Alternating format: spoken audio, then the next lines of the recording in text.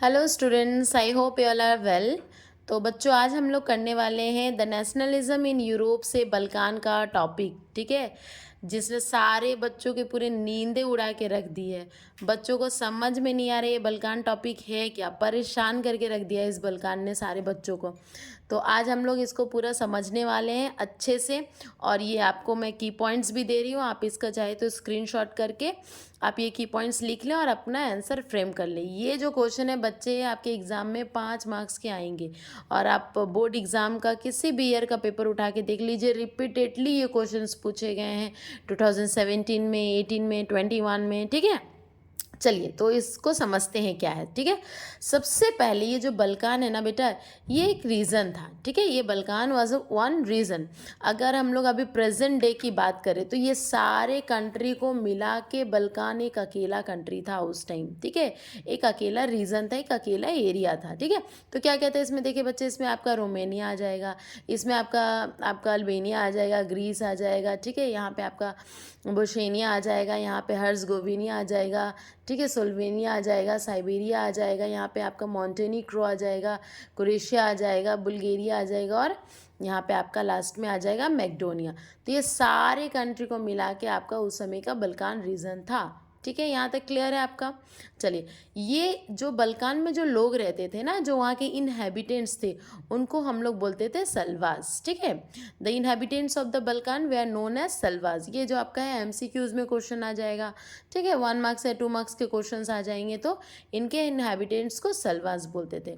ठीक है, चलिए अब यहाँ तक तो क्लियर हो गया। अब देखते हैं इसका इशू क्या था। What was the issue of Balkan, जो मेन आपका क्वेश्चन आता है। ठीक है, तो बल्कान के भाई 3 इशू थे। ठीक है, चलिए पहला देखते हैं यहाँ पे, most of the Balkan part were under the control of Ottoman Empire. ठीक है, बल्कान के ये जो एरिया थे, इसमें मैक्सिमम जो पार्ट थे आपके बच्चे, ये ऑटोमन एम्पायर के अंदर आता था। ठीक है, people of Balkan demanded for their freedoms and political rights. अभी हम लोगों ने देखा, इसके पहले हम लोगों ने यूनिफिकेशंस का वीडियो कंप्लीट किया। ठीक है, तो चारों तरफ यहाँ पे यूनिफिकेशंस वगैरह चल रहे थे। तो बल्कान के जो लोग थे, वो लोग भी फ्रीडम चाहते थे और पॉलिटिकल राइट्स चाहते थे।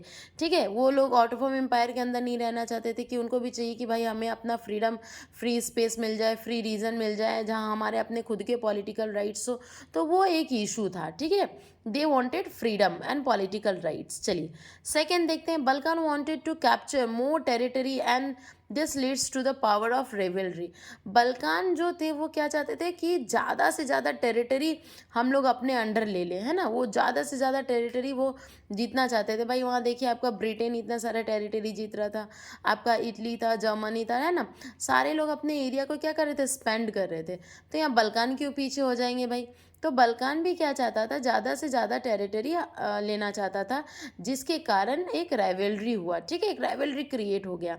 उसके बाद देखिए यहाँ पे आपका थर्ड पॉइंट हो जाएगा, European powers were conflicted as other countries such as England, Russia, Germany and Austria, Hungary wanted to capture Balkan. ठीक है, आपके ये जो बाकी के जो कंट्री थे, यहाँ पे इंग्लैंड हो गया, रशिया हो गया, जर्मनी हो गया, अब ये लोग क्या चाहते थे, ये लोग चाहते थे कि हम लोग बल्कान को कंट्रोल करें। ठीक है, समझ में आया। उससे क्या हो गया, this leads a series of war in the region and finally the first world. जिसके कारण क्या हुआ, एक सीरीज ऑफ वॉर चला। ठीक है, और वो क्या हो गया, जिसका रिजल्ट हो गया आपका फर्स्ट वर्ल्ड वॉर। आप, आई होप आपका ये टॉपिक क्लियर है। चलिए एक बार हम लोग वापस से रिकैप कर लेते हैं। फर्स्ट ऑफ ऑल देखिए, ये बल्कान रीजन है, प्रेजेंट डे के ये सारे कंट्रीज हैं। ठीक है, Balkan region was made up of all these countries. Okay, ये आपके प्रेजेंट डे में ये सारे कंट्रीज हैं, सबको मिला के एक अकेला बल्कान रीजन था उस समय का। ओके, यहाँ के इनहेबिटेंट्स जो थे उनको हम लोग सल्वास बोलते थे। इशू क्या थे भाई इनके, ठीक है, तो बल्कान का सबसे ज़्यादा पार्ट मैक्सिमम ऑटोमन एम्पायर के अंदर आता था, लेकिन बल्कान के लोग चाहते थे अपना फ्रीडम चाहते थे और पॉलिटिकल राइट्स चाहते थे। ठीक है, पहला। सेकंड क्या हो गया, बल्कान और भी क्या सिर्फ फ्रीडम और पॉलिटिकल नहीं, उसके साथ साथ वो चाहता था कि वो ज़्यादा से ज़्यादा टेरिटरी अपना स्पेंड करे, ज़्यादा से ज़्यादा टेरिटरी वो अपने अंडर लाए। ठीक है, जिसके कारण एक राइवलरी क्रिएट हुआ। उसके बाद सिर्फ बल्कान नहीं, आपके और भी आप कंट्रीज़ आ जाएंगे, इंग्लैंड, रशिया, जर्मनी, ऑस्ट्रिया। ये सब क्या चाहते थे, हम लोग बल्कान के ज़्यादा से ज़्यादा रीजन को अपने अंदर ले ले, ठीक है, ज़्यादा से ज़्यादा एरिया को अपने अंदर ले ले। तो ये दोनों के कन्फ्लिक्ट्स में क्या हो गया, आपका सीरीज ऑफ वॉर चला, जिसका रीज़न हो गया फर्स्ट वर्ल्ड वॉर। आपका सीधा सीधा क्वेश्चन आता है, explain the issue of Balkan. आप ये तीनों इशू लिख के आएंगे, ठीक है। या फिर क्वेश्चन आएगा, explain the issues of Balkan which leads the first World War. उसका भी आपका आंसर यही तीन हो जाएगा। Right a short note on Balkan region and its issue, यही आपका आंसर हो जाएगा, ठीक है। तो ये बच्चे आप की पॉइंट्स है, इसको आप स्क्रीनशॉट लेके लिख लेंगे और अच्छे से पढ़ लेंगे। इसके बाद भी आपका कोई डाउट है तो आप कमेंट बॉक्स में कमेंट छोड़ दे, I try to reply you.